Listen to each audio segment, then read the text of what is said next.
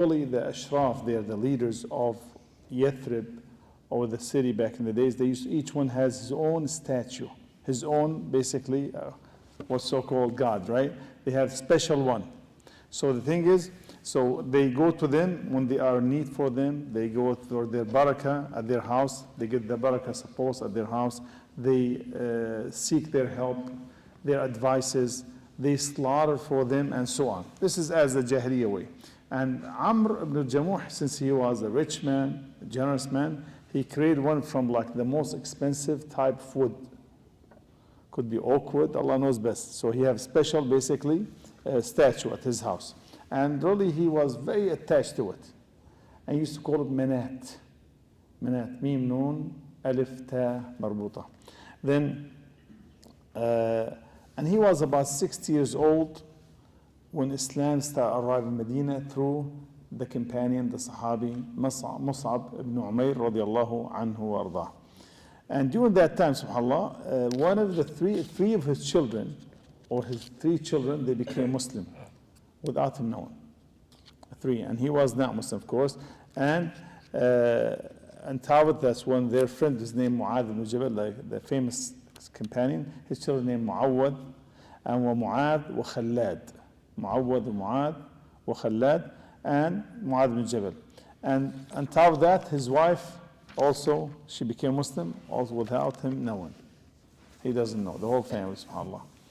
And subhanAllah, his wife, she saw almost the Islam have entered every single house in Medina. And the leaders of Medina, Yathrib at that time, became Muslim. On top like Sa'd ibn Mu'adh and others, right?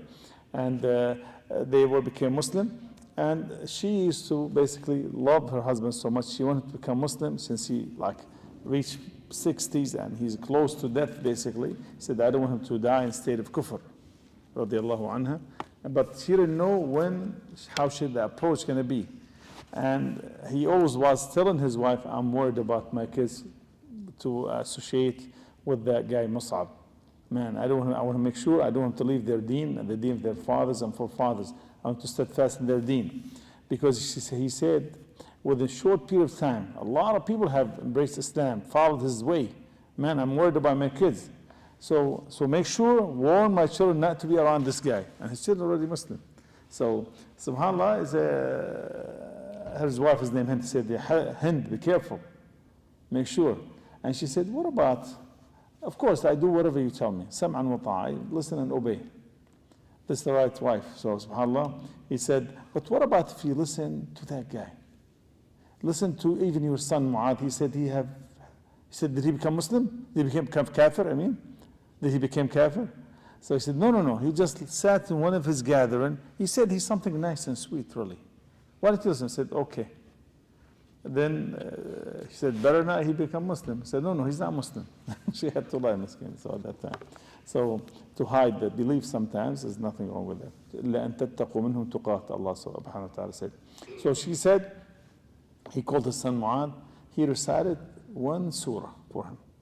Surah Al-Fatiha. He said, Alhamdulillahi Rabbil Alameen, Ar-Rahman Ar-Rahim, Maliki Yawm Ad-Din, Iyaka na'budu wa iyaka, till the end of the ayat. Then he said, Ma ahsan hadha kalam, how beautiful these words. They used to enjoy the Quran. This is the language of the Arab, subhanAllah. This is the Arab at that time, they know Arabic. None of us know real Arabic. So subhanAllah, they know how meaningful the words, how strong the Quran. Said, how beautiful, subhanAllah. Does he say everything he says like this? He told his wife, as a son, he said, even better than that, he told him. So his son, he said things, Wallahi, oh father, he said, Ya abata, oh father, even better than that. And he said, time for you to embrace Islam. The son Mu'adh told Amr, his father, he said, oh father, just all your people have become Muslim. So he basically paused for a second, Amr radiallahu anhu, and he said, let me consult with Manat. Who's Manat? The idol. You want to consult with Manat, with the idol, with the timthal tabao. So subhanAllah, he said, oh father, he's made out of wood. He cannot talk, he cannot help. Doesn't say, even never said a word. He said, I told you I'm never going to do anything without consulting with Manat. He became, the father thing. He said, يعني اسكت يا ولد.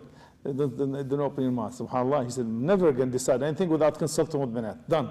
Made the decision. Democracy. So then he said, Amr, he went to Manat, and SubhanAllah, usually when they go to the idols, they put like an old lady behind the idol. So whatever it say, the old lady repeat or say things instead of like she represented the God. SubhanAllah. So he went there and he stood there, and Amr ibn Jamuh, he used to limp, one leg shorter than the other, crippled. So radiallahu anhu, and he stood up on his right foot, like tall man, like this. He said, and SubhanAllah said, "Ya Manat, oh Manat." Said, as you know, what that guy, the new guy Mus'ab, doing to the people, and he came from Mecca, and I don't mean good, bad or anything, but this guy came to stop us from worshiping you. So I don't want to embrace to his deen without consulting with you. As you see, he say things are beautiful. So what should I do? Tell me what to do. So of course, Manat didn't say anything. Would. Said, I understand. I'll give you some time. So I come back tomorrow. And basically give her some time to think. So probably you're upset with me, so I'll give you time till tomorrow. So I didn't do anything wrong. He was telling them, I didn't do anything wrong, but I understand how upset you are. So I said, okay, I'll leave you for a few days, you mean.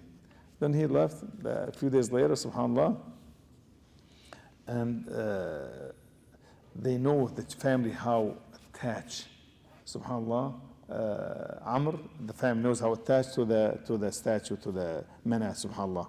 And his children said it became like part of him. Manat so dear to Amr, radiallahu anhu. But the thing is, now, since he went there, did not reply back to him, now he have little doubt in his heart, not like before, SubhanAllah.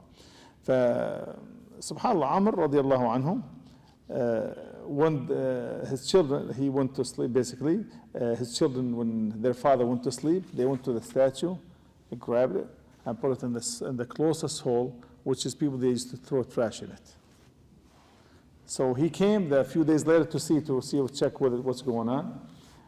He didn't find. He started looking all over the place. He said, Wallahi, if I find someone harmed, Manat, he doesn't know what's going to happen. So what happened, he looked around, he found it in the hole. He cleaned it, washed it, put some, he used to, back in the days, they used to put the most expensive cologne on their statues.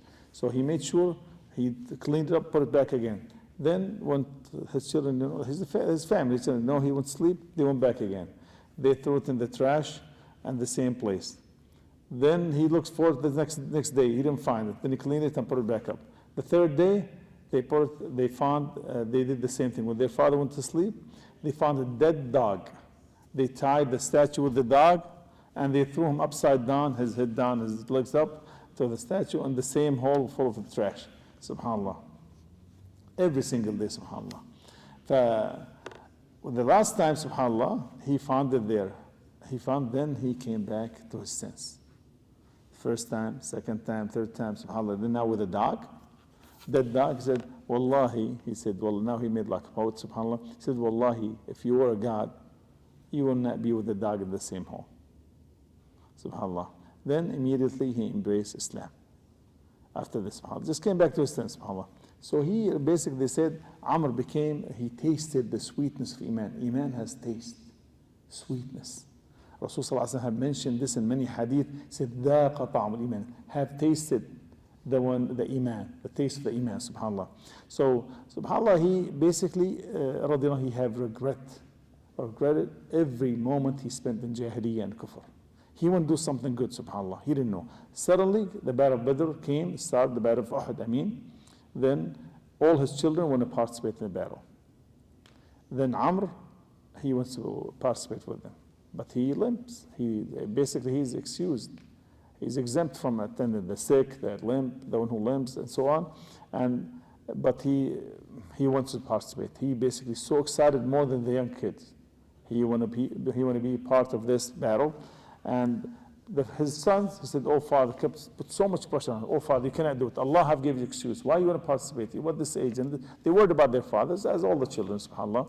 And you are older. I mean, Allah subhanahu wa ta'ala excused you. Why you want to do this? Then he went to Rasul sallallahu alayhi wa sallam, complained about his children.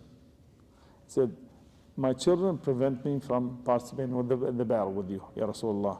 And I want to walk in the Jannah, I hope, with my crippled legs in the Jannah.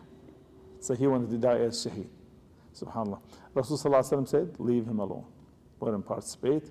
May Allah grant him shahada. He made dua for him. So he wanted to be there as shaheed, subhanAllah. Then he went home happy, said goodbye to his wife. In a way, he knows he's not coming back. You know, assalamu alaikum, that's it. Now we'd like to see you inshallah. Basically, I don't say I'm not going to see you inshallah. So this is what he told his wife. So then he turned his face toward the Qibla as one of the etiquettes of dua to turn your face toward the Qibla, raise his hand. Another etiquette to raise your hand, and the sunnah. And he said, Allahumma rzuqni shahada, wa la taruddani ila ahli kha'ibin. Oh Allah, grant me shahada, don't send me back home. I don't want to be back home. I want to die as shaheed.